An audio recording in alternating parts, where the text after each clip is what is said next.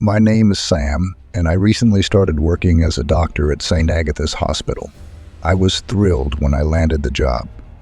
It felt like a fantastic opportunity to begin my career and make a difference. When I was offered the night shift, I was pleased because it seemed more peaceful and came with a good salary. However, I had no idea that this shift would become one of the most unsettling experiences of my life. What began as a promising opportunity swiftly turned into something I deeply regret. As I was settling into my new job, my supervisor, Mrs. Diana, gave me a tour of the hospital.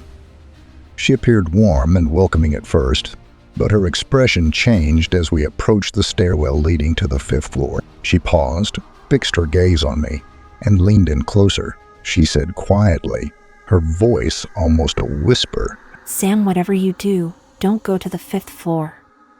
It's under construction and dangerous." I was puzzled and asked, "Dangerous? How so?" Mrs. Diana glanced around nervously, then lowered her voice further. "There have been really weird things happening up there. Some people say they've seen things they can't explain. Just don't go there, okay?" Her words made me even more curious. What could she be talking about? I had a feeling there was something hidden, something I needed to find out. Days passed, and I got used to my night shifts.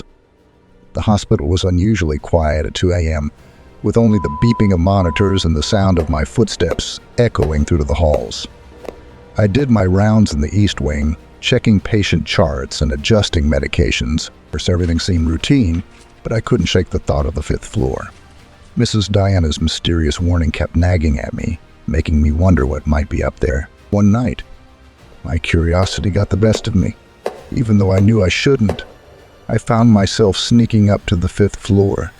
As I climbed the stairs, a part of me urged me to stop, but my curiosity kept driving me forward. When I reached the 5th floor, the scene was disturbing. Dust and plastic sheets covered everything, and loose wires hung from the ceiling. The place felt unsettling yet oddly tempting, as if it was calling me to look around. As I walked down the hallway, I spotted a room with a flickering light. I heard a faint noise, a woman crying. I felt a rush of anxiety as I followed the sound to a room with a slightly open door. I pushed it open and saw a woman standing by the wall. She was scratching the words to the wall with her nails, her sobs echoing in the room. As I moved closer, I could clearly see the words she was writing. I was frozen, watching her. But when I blinked,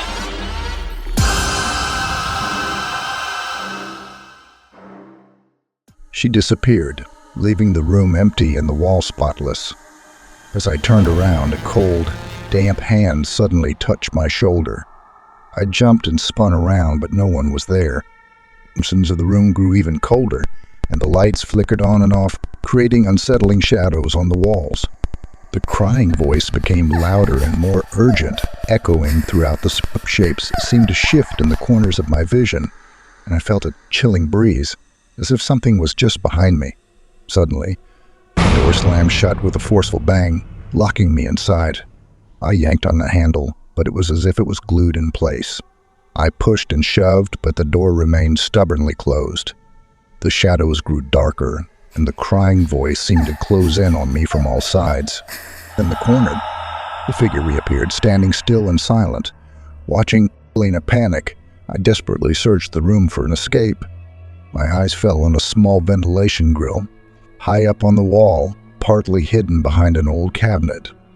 I quickly climbed onto a chair and forced the grill open, revealing a narrow, dusty ventilation shaft. As the cries grew louder and more frantic, I squeezed into the shaft. The space was cramped and uncomfortable, filled with layers of dust. After what felt like an eternity, I finally emerged into a maintenance room on the lower floor. Gasping for air, I stumbled into a quiet corridor, relieved to be away from the terror I had just escaped. I burst through the stairwell door and sprinted to the ground floor, not stopping until I reached the main lobby. Out of breath, I saw the worried faces of my coworkers, but I couldn't find the words to describe what I had experienced. Shaken and trembling, I left the hospital and went straight home. The next day, They assured me it was just stress, that I was overworked and imagining things, but deep down, I knew what I had seen was real. I couldn't shake the images from my mind, and I knew something unsettling still lingered on the 5th floor. I vowed to stay at the job and protect others from those secrets. It's not just a job anymore. It's my duty to keep people safe from what's hidden. But one thing is certain, I'll never go back to that floor. If you found this story as unsettling as I did, smash that like button and make sure to subscribe for more real-life horror stories and mysteries to uncover. I'd love to hear about your own experiences with the supernatural, so drop a comment below. Together, we can uncover more spooky stories.